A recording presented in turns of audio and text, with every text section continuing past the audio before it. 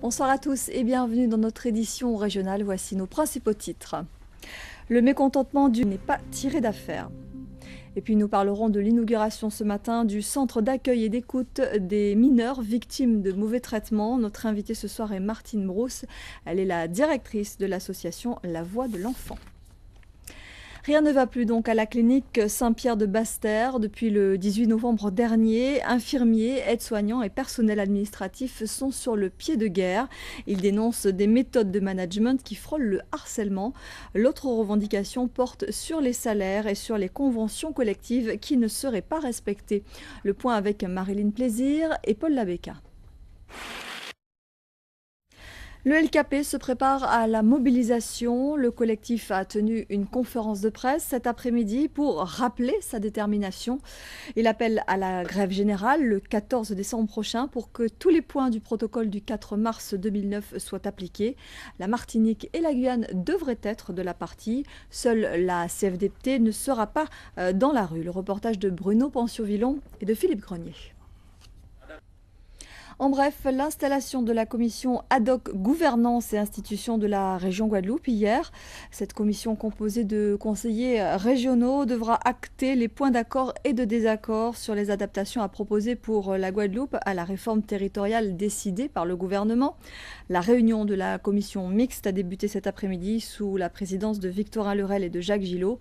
Rappelons que la réforme territoriale adoptée le 17 novembre a été déférée devant le Conseil constitutionnel qui a jusqu'au 22 décembre pour statuer.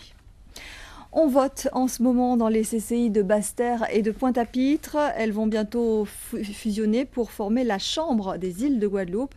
L'occasion de comprendre comment est financée et comment fonctionne une CCI. Bergette de Saint-Jacob.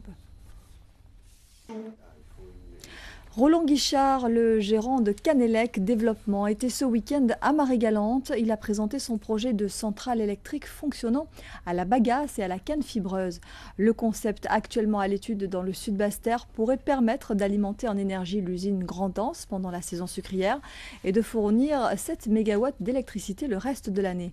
Plusieurs élus et planteurs marie-galantais ont apporté leur soutien à cette réalisation en opposition à l'autre projet de centrale fonctionnant à la bagasse et au charbon. Les explications de Laurent Bélanger. Le poids de l'industrie reste très faible dans l'économie guadeloupéenne. C'est le constat de la dernière étude menée par l'INSEE et la DRIR, la Direction régionale de l'industrie, de la recherche et de l'environnement. Une étude qui révèle également la nécessité de développer le secteur pour répondre aux défis futurs. Steve Prudent et Jean-Marie Mavounzi. En bref, on en sait un peu plus sur le meurtre de cet homme de 28 ans abattu hier soir à Grand-Camp aux Abîmes. La victime, déjà connue des services de police et de la justice, aurait été agressée par 2 individus alors qu'elle rendait visite à un membre de sa famille.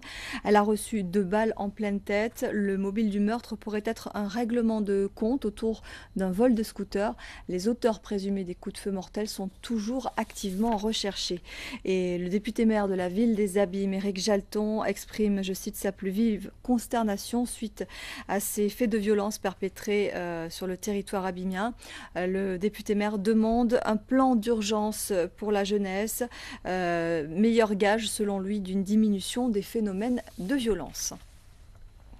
Le premier centre d'accueil et d'écoute de mineurs victimes de violences et de mauvais traitements a été inauguré au centre hospitalier universitaire de Pointe-à-Pitre aujourd'hui. Cet espace est à l'initiative de l'association Guadave dont les missions essentielles sont l'aide aux victimes, l'accès aux droits et la médiation pénale. Le reportage de Paul-Henri Scoll et de Ronnie Maletti.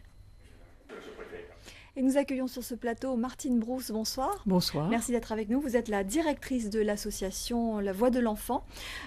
Il s'agit là donc du premier centre de ce type dans les DOM. C'est une première. Alors en quoi l'audition d'un mineur va-t-elle changer avec un tel espace? Si donc pas question de multiplier les auditions, vous l'avez dit, une caméra, enfin des caméras. En quoi ce choix va véritablement améliorer la prise en charge du mineur, et est-ce qu'effectivement l'efficacité de ce procédé est avérée?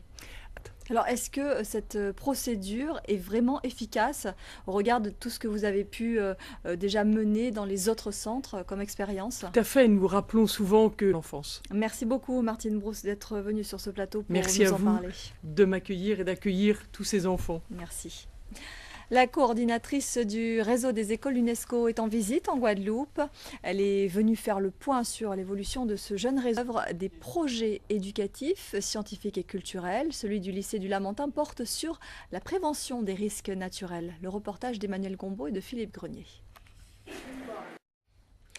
La Caraïbe figure comme l'une des régions les plus riches sur le plan de la biodiversité, mais cette biodiversité est aujourd'hui menacée à plus d'un titre. La pollution, mais bien sûr, mais aussi la surexploitation. C'est le cas du lambi, très apprécié pour sa chair, qui se fait de plus en plus rare. C'est le dossier de cette édition. Il est signé Patrice Gonfier et Serge Tarrette.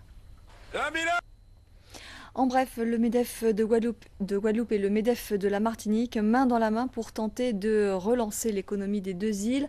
Après plusieurs étapes de concertation, le président du patronat guadeloupéen, Willy Angel, et Cyril Comte du MEDEF martiniquais étaient en réunion de travail à Jarry aujourd'hui. Nous y reviendrons dans nos prochaines éditions en détail.